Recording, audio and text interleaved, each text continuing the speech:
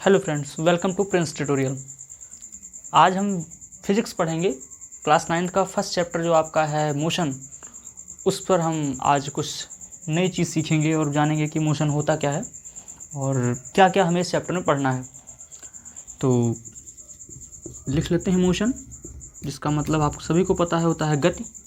लेकिन इसकी डेफिनेशन क्या कहती है, किस चीज़ को हम मोशन बोलते हैं और किसको हम बोलते हैं कि वो मोशन नहीं है। तो मोशन का डेफिनेशन बड़ा इजी सा होता है कि if an object changes its position with respect to time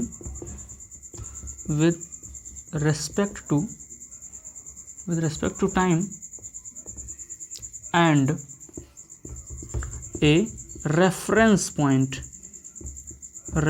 point, यानी कि कोई ऐसा ऑब्जेक्ट जो टाइम के साथ साथ अपनी पोजीशन को भी चेंज कर रहा हो और एक रेफरेंस पॉइंट के अकॉर्डिंग वो चेंज हो रहा हो, तभी हम कहेंगे वो मोशन है।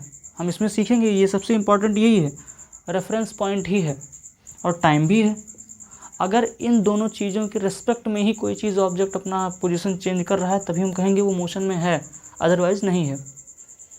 और इस मोशन को पढ़ने से पहले अभी रेफरेंस पॉइंट पे आते हैं और हम समझते हैं कि इस चैप्टर में क्या क्या हम कवर करने वाले हैं। डेफिनेशन हो गई, समझ में आ गया होगा कि बड़ा आसान है कि इफ़ एन ऑब्जेक्ट, एक वस्तु अगर चेंज मतलब बदलती है, क्या बदलती है, इफ़ पोजीशन, अपनी पोजीशन को बदल लेती है, अपनी स्थिति को बदल लेती है, किसके सापेक्ष, टाइम के, और एक किसी फिक्स्ड रेफरेंस पॉइंट, यहाँ मैं फिक्स्ड लिखना भूल गया, फिक्स लिख सकते हैं यहाँ पे हम, फिक्स रेफरेंस पॉइंट मतलब स्थित हो वो। चलिए आगे बढ़ते हैं।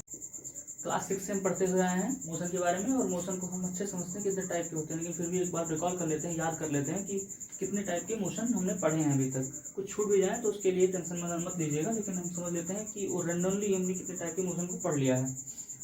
तो इस चैप्टर में तो हम वन डायरेक्शनल मोशन पढ़ेंगे। वन डायरेक्शन का मतलब होता है सिर्फ एक ही दिशा में वो चीज़ मूव करे, या आगे या पीछे।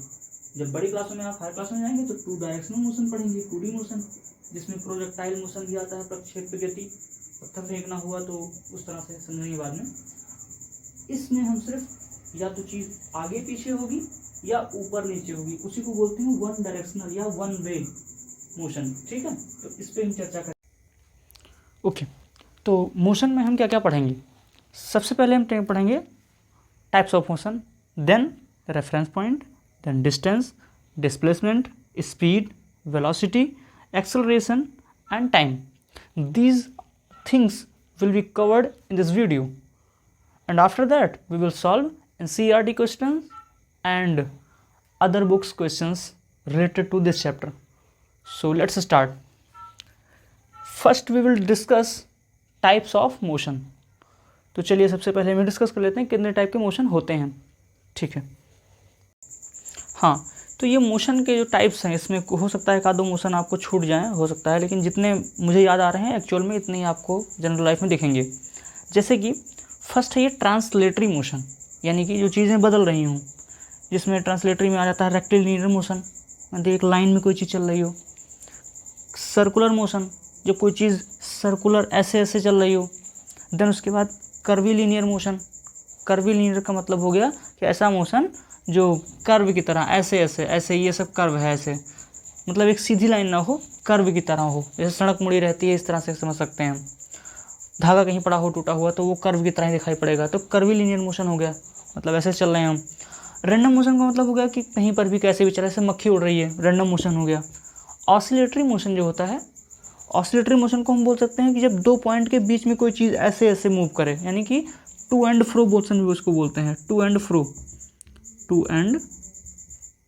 फ्रो मोशन, फ्रो मोशन मतलब कोई चीज़ आगे पीछे हो, तो इस टाइप का मोशन भी, इसको वाइब्रेटरी मोशन भी बोला जाता है। वाइब्रेटरी मोशन मतलब कि ये सब इसी के नाम है, दोलन हो जब दो पॉइंट के बीच में। और जिगजैग मोशन आपने देखा होगा हार्ट बीट के बारे में कि ये मोशन, ये जिगजैग मोशन है, ये जिगजैग मोशन है, ये मोशन। तो इस तरह से भी हम कई टाइप्स मोशंस को समझेंगे और डिस्कस करेंगे। ओके।